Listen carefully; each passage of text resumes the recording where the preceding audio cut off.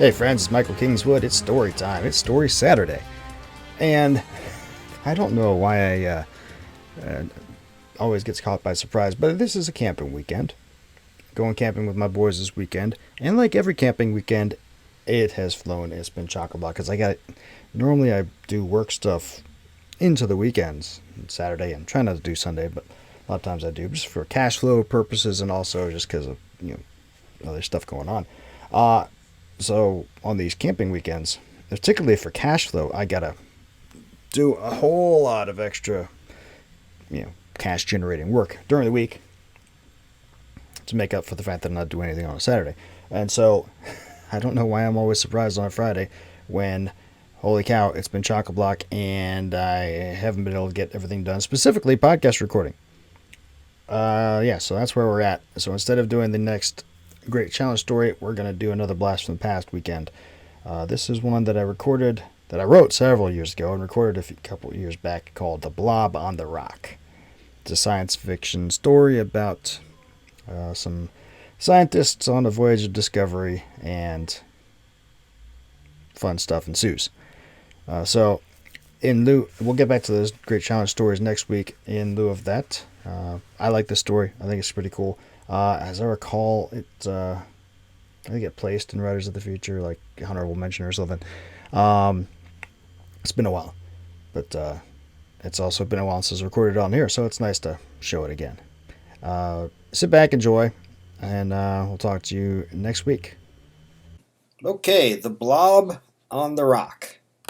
Written by me. So what am I looking at here? Margaret sounded annoyed, tired, confused, and determined all at once. She looked like hell, though Ray was not stupid enough to say so. Instead, he activated the camera's zoom function. On the display in front of him, the image enlarged enough that there was no doubt.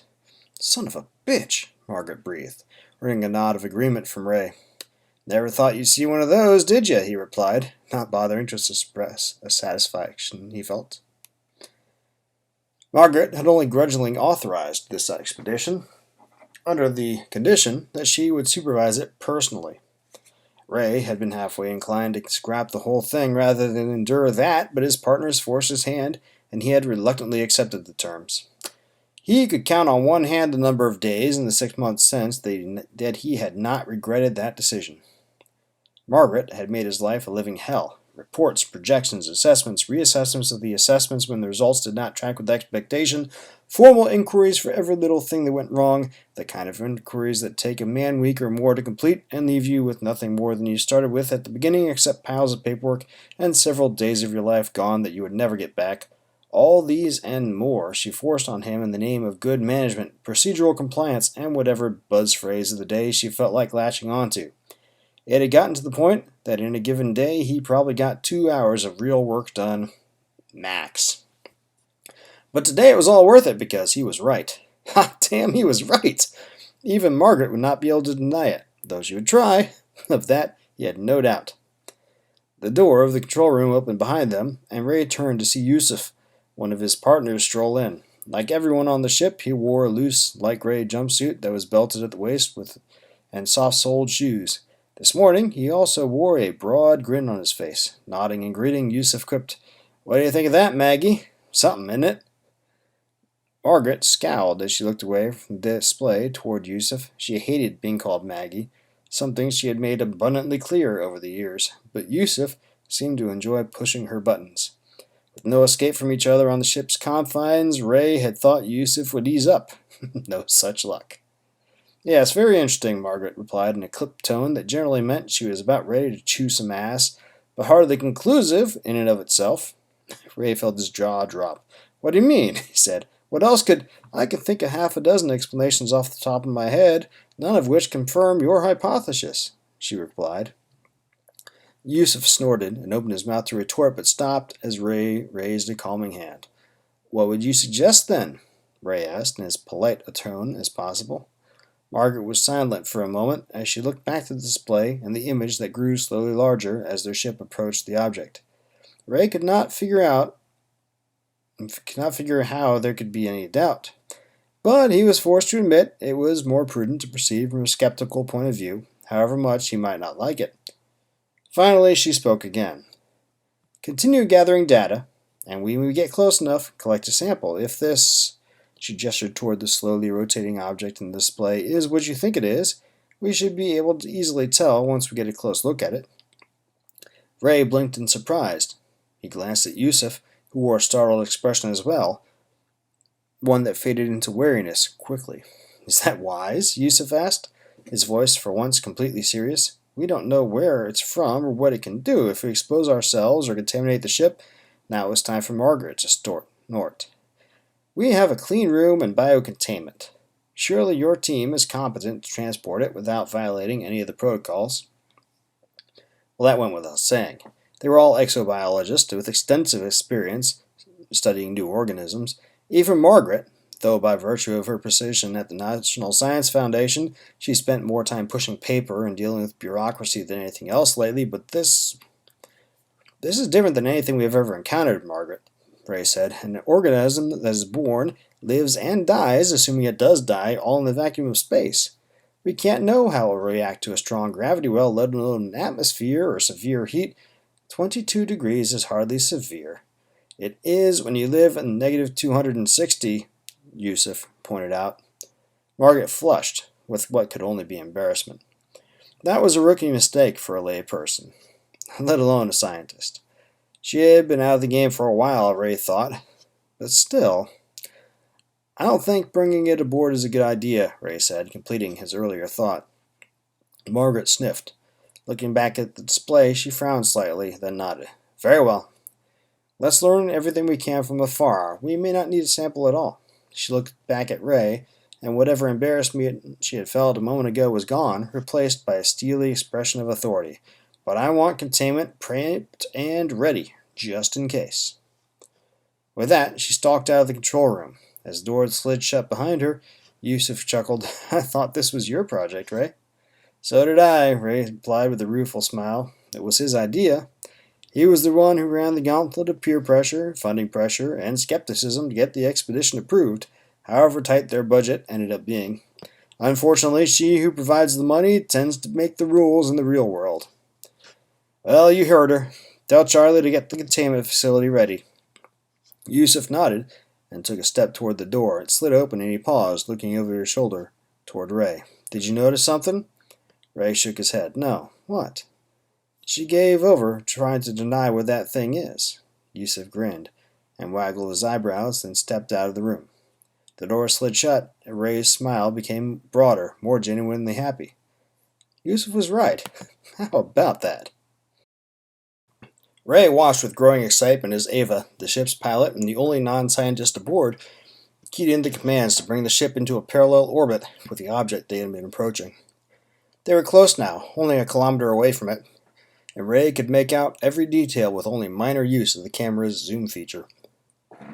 The asteroid was oblong, just over 100 meters in length, and a third that wide, and tumbled end over end in a slow, awkward-looking rotation. It was nondescript, easily overlooked as just another hunk of mostly worthless elements floating through space, except the darker humps that speckled its surface. Even they were nothing special to look at if one did so quickly. Only observing them for a moment or two revealed that they were moving across the asteroid's surface, and as each moved, it left behind a deep rift in the rock's surface. The creatures, whatever they were eating the asteroid. Ray was sure of it. All right, Ray, we're parked, Ava said as she tapped one last dialogue windows shut on her pilot's control station. Then she turned around and gave him a warm grin. Have fun. You know it, he replied and winked back. She chuckled and shook her head in amusement, then leaned back in her chair to watch the fireworks, shut as they were. Yusuf, Ray began, already on it. Spectrographic and analyzer is online. At his workstation, Yusuf leaned forward, peering intently at the readout from the analyzer. Damn. The creature's albedo is too low to get a good reading with this ambient light level. It's not enough light to work with. I'll have to flash them. He frowned and chewed on his lip for a moment, then looked over at Ray. Ray thought about it for a minute. The creatures might be sensitive to light. Living in space the way they did, it was only logical they would get at least some of their energy from nearby stars. He did not want to disturb or harm them. On the other hand, the analyzer's flash was brief and in a discrete frequency band, so the chance of causing undue stress was rather low, and they needed information. He nodded. Okay, go ahead. Yusuf returned the nod and said, Here goes nothing. He tapped a command into his workstation. A moment later, powerful lights mounted beneath the ship's hull illuminated a targeted area of the asteroid. Yusuf's display lit up as the data streamed across it. His eyes widened. Arsenic-based from the looks of it. A few complex compounds. This one looks almost like chlorophyll, but not quite. He leaned back and looked over at Ray. It'll take a while to fully analyze this, but this thing is a beauty. Outstanding, Ray said, grinning. He loved being right. He really did. Glancing over at Margaret, sitting at her observation workstation in the corner, he was gratified to see her eyes wide in amazement. Charlie? Off to his left, Charlie cleared his throat and replied, Looks like the average about 1.5 meters long by 3/4 meter wide. Radar mapping has them moving at an average of 10 centimeters per minute and leaving a trail an average of 6 centimeters deep in their path. Infrared puts them at 5 degrees above background. Warm-blooded? Margaret said, a bit breathlessly. How is that possible in this environment? That's what we're here to find out, Margaret, Ray said, barely able to contain his excitement. He couldn't help himself. He looked back at her, winked, and quipped, "O ye of little faith." She glowered at him for a minute, then smirked and nodded. Okay, true enough. Though I don't see how you're going to be able to figure that out without examining a specimen up close. Ray sighed. You're probably right. Looking back at the display, he tapped his fingers on the top of his workstation desk. Charlie piped up, If we grab one, we'll need to take a piece of the asteroid as well. It'll be easier just to scoop it out than to try to remove the thing from the rock. I can set up a containment to simulate the exterior conditions as close as possible. Then all we have to do is configure this ample container to maintain microgravity during transport in and out of containment. He smiled slightly, not too hard. Ray thought about it for a minute. Despite his and Yusuf's earlier resistance to Margaret's notion, he had, in the back of his mind, considered the possibility of doing an EVA to retrieve a sample of whatever they found. It was not anything he hadn't done before, really, but still, I don't know. What do you think, Yusuf? Yusuf frowned and leaned forward, peering at the main display through narrowed eyes. I don't know. There's a lot that can go wrong. Oh, please. Margaret sounded annoyed again, as usual. Can you really tell me you'll be able to learn much more of use from way out here? There was a brief period of silence, then she nodded to herself. I didn't think so. Ray and Yusuf traded glances. Yusuf rolled his eyes, no doubt thinking the same thing Ray was. If only she would leave them alone to do their work, things would be so much easier. Ray sighed. All right, Margaret. We'll do it your way. Charlie, prep for an EVA.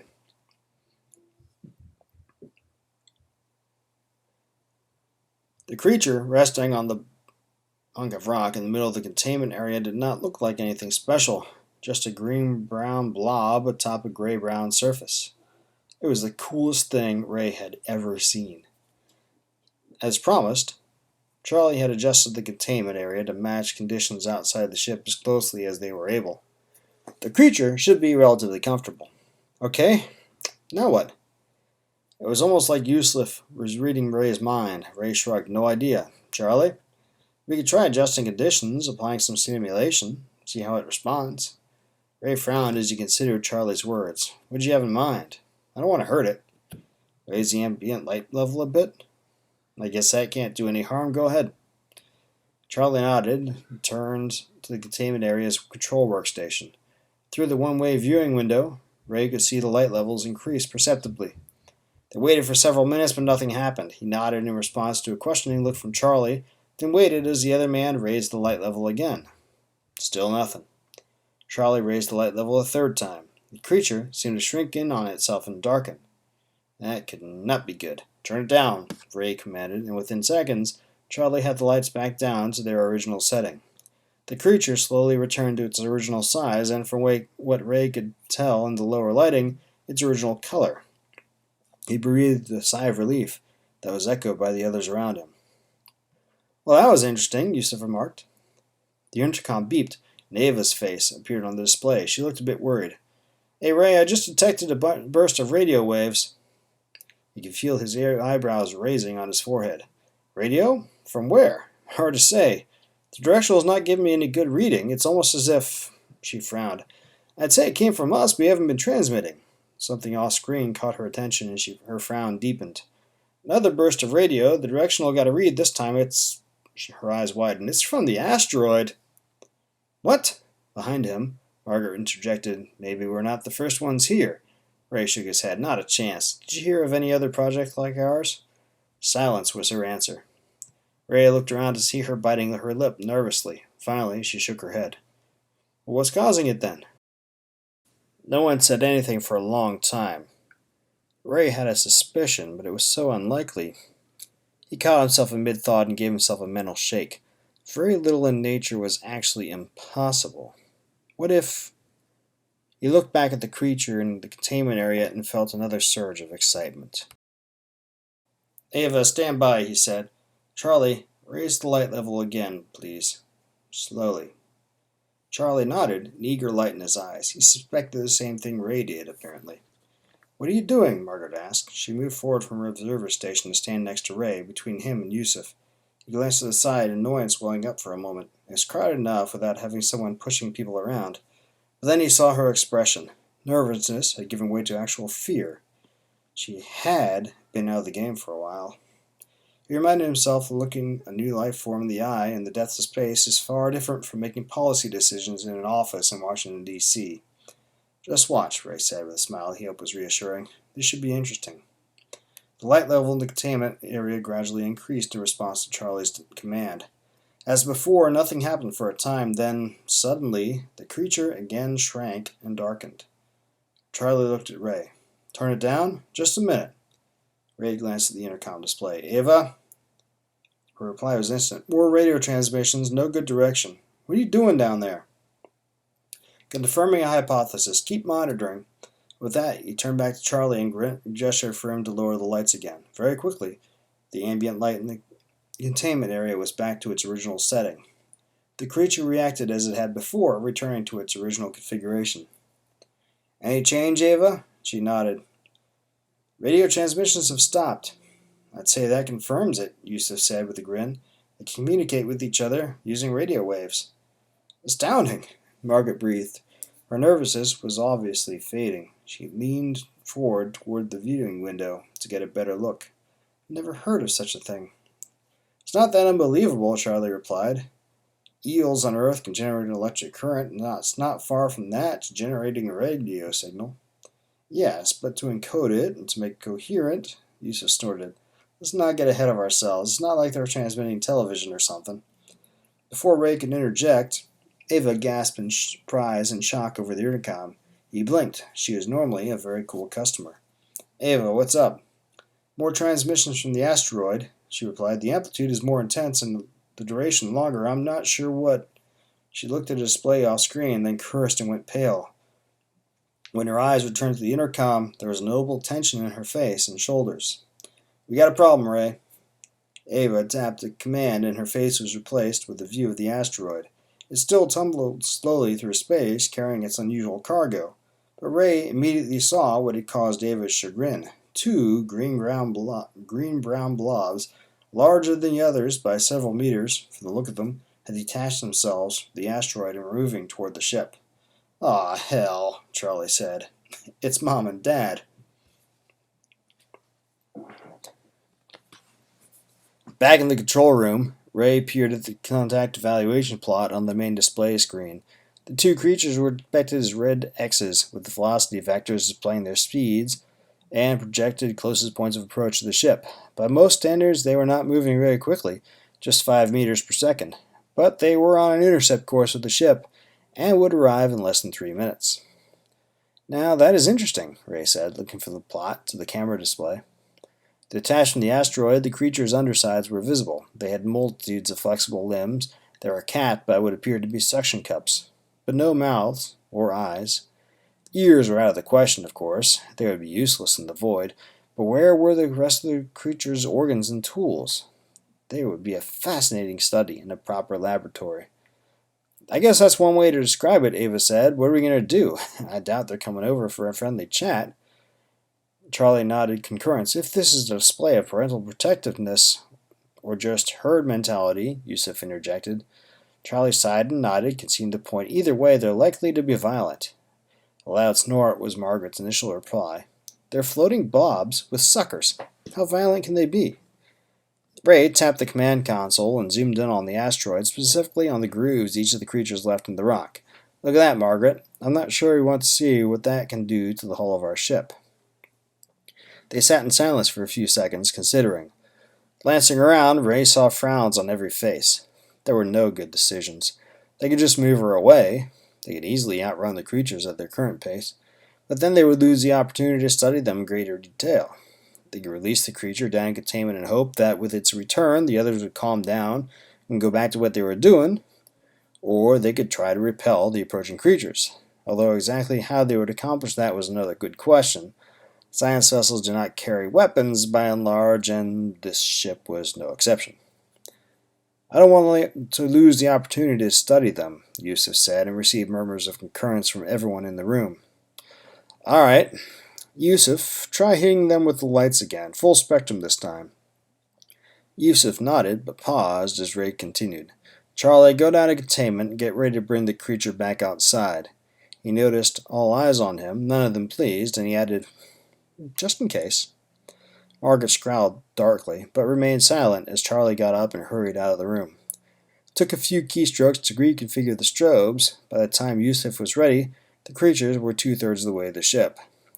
The tension in the control room was palpable by the time Yusuf nodded in readiness. Okay, hit them. At Ray's command, Yusuf activated the strobes. There was an immediate reaction from the oncoming creatures. They darkened, and the receiver indications of Ava's console lit up like a Christmas tree as they transmitted their radio signal. But they kept on coming. In fact, they increased speed. Ray swallowed, a chill going up his spine as he looked at the plot and saw their speed had doubled. No, it had tripled. He keyed the intercom. Charlie, you ready? Charlie shook his head, and Ray could see he was halfway into donning a spacesuit. It's going to be a couple minutes. We don't have a couple minutes. Hurry up. Ray turned to Ava, who looked at the plot as though poleaxed. Ava, move us away. She did not move, so he shouted more loudly, Ava! Ava shook her head and acknowledged, then tapped into sequence commands that activated the ship's thrusters. Ray felt a few seconds of acceleration, then the main camera display, the asteroid began growing smaller. On the plot, the creature's rate of closure reduced quickly and then went to 0. That'll give us some time to think, Ray said, trying to sound more calm than he felt. Yusuf turned the lights off. Already done. Yusuf looked as though he really was calm. He tapped his fingers on his lips and thought as he watched the creatures on the display. Very interesting. It's almost as though the light hurts them, but it also gives them energy. Yeah, Yusuf was right. It was interesting, but it was not the top priority at the moment. I'm going to tell Charlie to release it from containment. Any objections? Ava shook her head quickly. Amazingly enough, Margaret was right behind her. Yusuf looked for a moment as though he was going to raise an objection, but instead he shook his head and frowning. All right. Ray keyed the intercom again. Charlie, as soon as you're ready, release it. On the camera display, the small creature drifted away from the ship on its small asteroid fragment. For a moment or two, nothing happened. Then, all of a sudden, it detached from the hunk of rock. Several of the suction cups on the ends of its limbs made a burping motion, and it began moving toward the two larger creatures. They, in turn, altered their course toward it. Ray let out a breath he hadn't realized he'd been holding. Looks like they're going for it, he murmured. The creatures met, and the smaller one made a little circle around the other two, trailing its limbs over their backs in a strangely intimate display. After that, first one, then the other larger creatures made a smaller circle around the small one. The trio went on like that for several minutes, trading off circling caresses in sequence. Then they stopped, clustered together in a tight formation. I guess that takes care of the... Oh, hell... Charlie could have been speaking for all of them. On the display, the small creature and one of the large pair split off and sped back toward the asteroid, now just a small point of light in the distance. They moved far faster than before. But the other large creature remained still for a moment, then rotated in space and shot towards the ship, again at a much faster clip than it had used earlier. "Crap!" Ava shouted, and she punched the thruster controls. They were pressed in their seats as the ship accelerated away, but the creature was already going too fast. Inexorably, it grew larger in the display screen. "Impact in 30 seconds," Ava replied, her voice strained but even. "Any ideas?" Ray asked, and received silence in response. Ava tapped another command, and the ship lurched to the side, nearly throwing them out of their seats. In the display, the creature zipped past, but quickly adjusted to the new vector as it continued to close the distance between them. It was no use, they were going to collide. "Brace for impact!" Ava shouted. The creature filled the entire camera display, then the ship rang like a gong. They were thrown out of their chairs this time as the ship turned completely over. It took a long several seconds for the inertial systems to compensate and restore their gravity vectors to normal, and they bounced around erratically the whole time. When they finally came to rest, Ray came down hard on his left shoulder. Pain flared up from the joint and his arm went numb. A bad sign. Gritting his teeth to fight against the pain, he forced himself to his feet. "Everyone okay?" Assorted grunts and groans were the only answer, but one by one, the other three got to their feet. They looked all right. Well, that was something at least. "Ava, status report, please."